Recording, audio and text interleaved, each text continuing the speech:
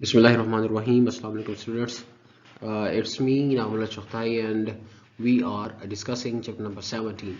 Today our topic is hysteresis loop. You are watching my YouTube channel Dr. Physics. So please like, comment and subscribe and don't forget to hit bell icon for more videos.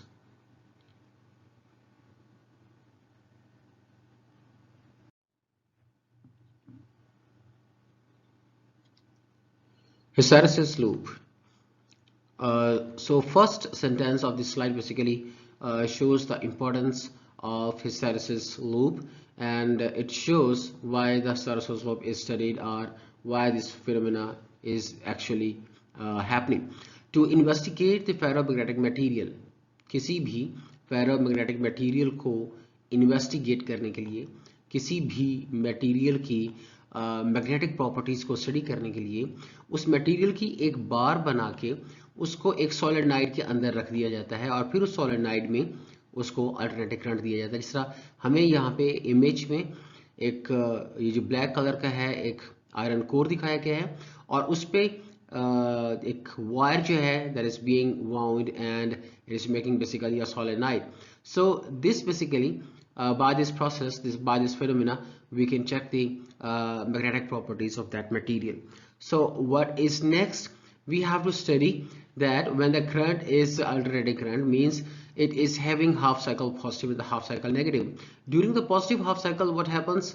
This iron core magnetizes in one direction, and we will discuss this direction in the next slide. तो हम यहाँ पे जो जुमला बोल रहे हैं कि during the positive half cycle क्या होता है, ये आयरन कोर एक डायरेक्शन में मैग्नेटाइज होता है और during the negative half cycle ये दूसरी डायरेक्शन में मैग्नेटाइज होता है। मींस मैं इसे यूं भी कह सकता हूं कि during the positive half cycle it magnetises and during the negative half cycle it demagnetises and over the cycle it completes its one cycle of magnetization. When the alternating current is at its positive peak value, it fully magnetizes the specimen. जब positive peak value होगी तो ये specimen को fully magnetize कर देगा, magnetize the specimen in the one direction, and during the negative half cycle it magnetizes in the other direction, or we can say it demagnetizes basically the specimen. Thus the alternating current changes from its positive peak value to the negative peak value and then back to the positive peak value. तो इस सारे में positive और negative होने में जब वो अपना एक साइकिल पूरा करता है तो स्पेसिमेन जो है वो भी अपना एक कंप्लीट साइकिल ऑफ मैग्नेटाइजेशन को कंप्लीट कर रहा होता है। तो ये बेसिकली ज़रूरत है कि अगर हम फेरोमैग्नेटिक सब्सटेंसेस की मैग्नेटिक प्रॉपर्टीज़ को स्टडी करना चाहते हैं, क्योंकि बहुत ज़रूरी है मैग्नेटिक प्रॉपर्टीज़ को स्टडी करना, स्पेशली उनके एप्लीकेशंस के हवाले से। तो इस टॉपिक में, इस तरीक़ेकार में हम उनकी मैग्नेटिक प्रॉपर्टीज़ को स्टडी करते हुए उनकी एप्लीकेशंस के बारे में अंदाज़ा लगा सकते हैं कि कौन सा मटेरियल किस एप्लीकेशन में बेस्ट रहेगा। The flux density versus magnetization current. Next हमने एक ग्राफ डिस्कस करना है जिसमें फ्लक्स डेंसिटी, मैग्नेटिक फील्ड जो होगा वो है हमारे पास वर्टिकल एक्सिस पे, और मैग्नेटाइजिंग करंट जो है, मैग्नेटाइजिंग फोर्स जो है that is along the x axis. और ये ग्राफ जो है by the CRO cathode ray oscilloscope से ये ग्राफ प्लॉट किया जाता है। हमें ग्राफ कुछ इस किस्म का मिलता है और इस ग्राफ को हम वन बाय वन इसके डिफरेंट पार्ट्स को स्टडी करेंगे। यहाँ पे वर्टिकल एक्सिस पे आप देख सकते हैं यहाँ पे B दिखाया गया है, और B बेसिकली क्या चीज़ है, ये है जी फ्लक्स डेंसिटी, और ये फ्लक्स डेंसिटी अपवर्ड बढ़ती है इस लाइन में, इसकी वैल्यू अपवर्ड बढ़ती है, और ये हमें करंट दिखाया गया है एक्सिस पे, और इस मैग्नेटाइजिंग करंट की value again during the x axis वो बढ़ती है। और जब करंट बढ़ेगा तो मैग्नेटाइजेशन भी नो डाउट बढ़ेगी। तो हमने ये स्टेप बाय स्टेप इस ग्राफ को डिस्कस करना है। सो इस ग्राफ में या इस लूप में बेसिकली इसके कुछ फीचर्स हैं, कुछ मेन पॉइंट्स हैं जिसको हम डिस्कस करेंगे। फर्स्ट ऑफ ऑल हमने बात करनी है हिस्टेरेसिस के हवाले से, और हिस्टेरेसिस में दो पॉइंट्स हैं जो कि बहुत इंपॉर्टेंट हैं। इस कर्व को, जो इसका एक पोर्शन अभी हमने कर्व देखा, उसका एक पोर्शन हमें यहाँ पे दिखाया गया है। इसका एक पोर्शन है हमारे पास OA और दूसरा पोर्शन है हमारे पास AR। तो OA जो है, ये जो डॉटेड लाइन वाला दिखाया गया है, पोर्शन, ये बेसिकली OA है। और ये हमें इंडिकेट करता है कि जब करंट की वैल्यू लेफ्ट टू राइट बढ़ती है तो मैग्नेटाइजेशन भी बढ़ती है, फ्लक्स डेंसिटी बढ़ती है, लिहाजा एक कर्व जो है वो हमें O से A तक हासिल होता है। नेक्स्ट फेज में जब हम इस मैग्नेटाइजेशन को रिवर्स करेंगे, इसको कम करेंगे, तो हमें ये ब्लू वाली लाइन मिलेगी जो कि ये O से लेके R तक मूव करती हुई हमें दिखाई दे रही है।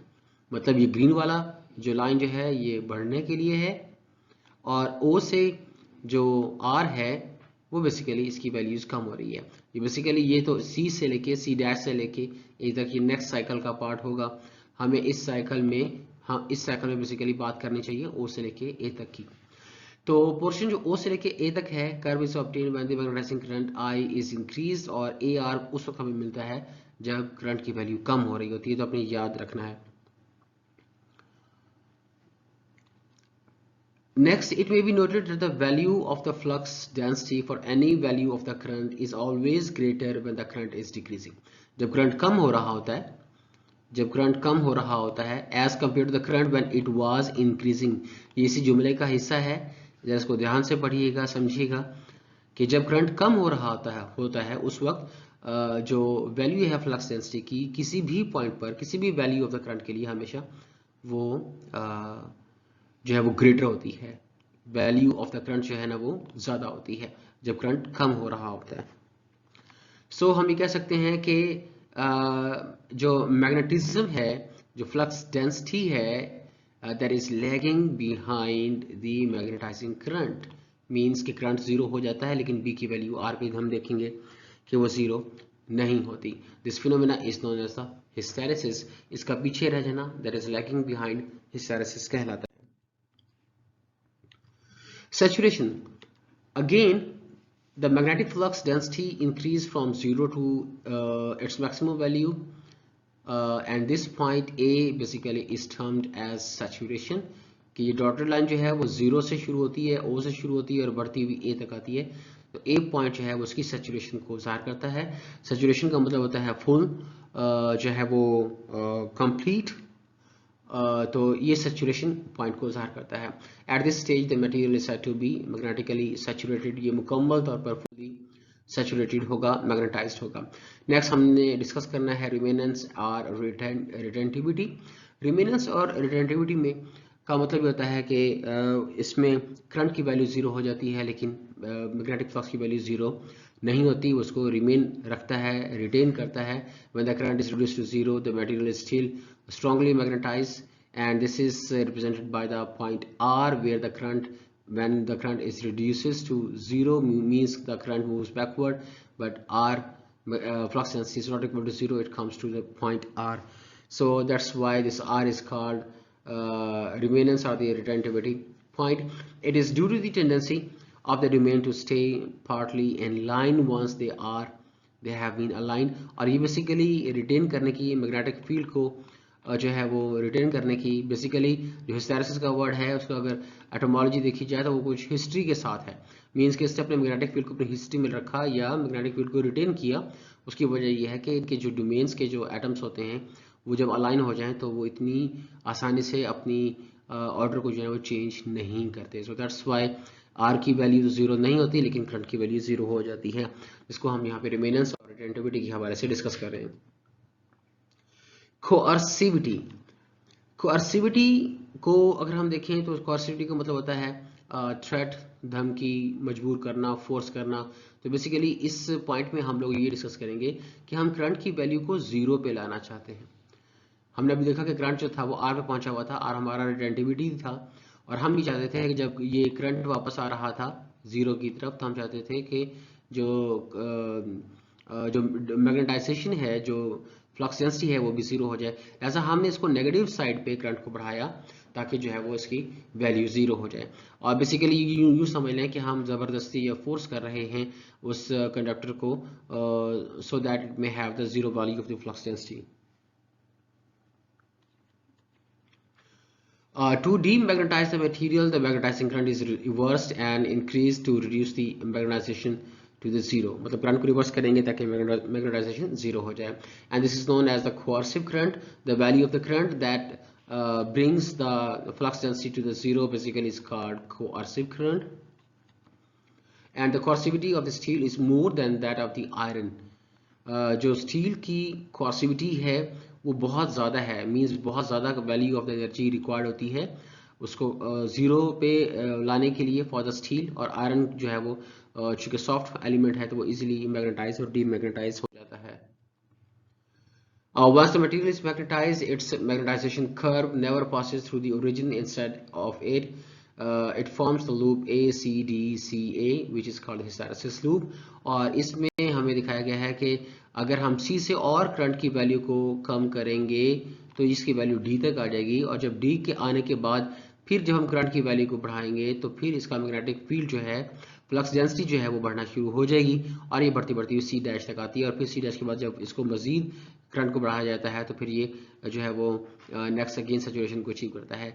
और इस पॉइंट के हवाले से यहाँ पे जो डिस्कस किया गया है कि जब आप दोबारा करंट को बढ़ाएंगे तो दोबारा जब करंट बढ़ता है ये कभी भी ओरिजिन से नहीं गुजरेगा, बल्कि C देन D और फिर C' and then this A, मतलब इस तरह से एक लूप बनाता है जिसको हम हिस्टैरिसीस लूप कहते हैं. Area of the loop. Area of the loop basically is a measure of the energy needed to magnetize and demagnetize the specimen during the cycle of magnetizing current. मतलब magnetise और demagnetise करने के लिए कितनी energy required होती है, ये energy area under the curve, area of the loop से कैलकुलेट की जाती है. तो बेसिकली ये हमें बताता है कि हमें कितनी energy, because we are doing work to bring the all the domains in the same alignment, we have to do the work against the friction, so this work in term of the energy is measured.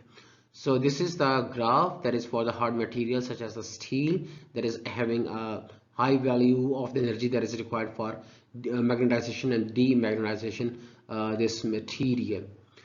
This is the energy required to do the work against the internal friction of the domains. मैं अभी बात कर रहा था क्योंकि हमने domains को arrange करना है तमाम एक जैसी अलाइनमेंट में, लिहाजा the work done basically is against the internal friction of the domain.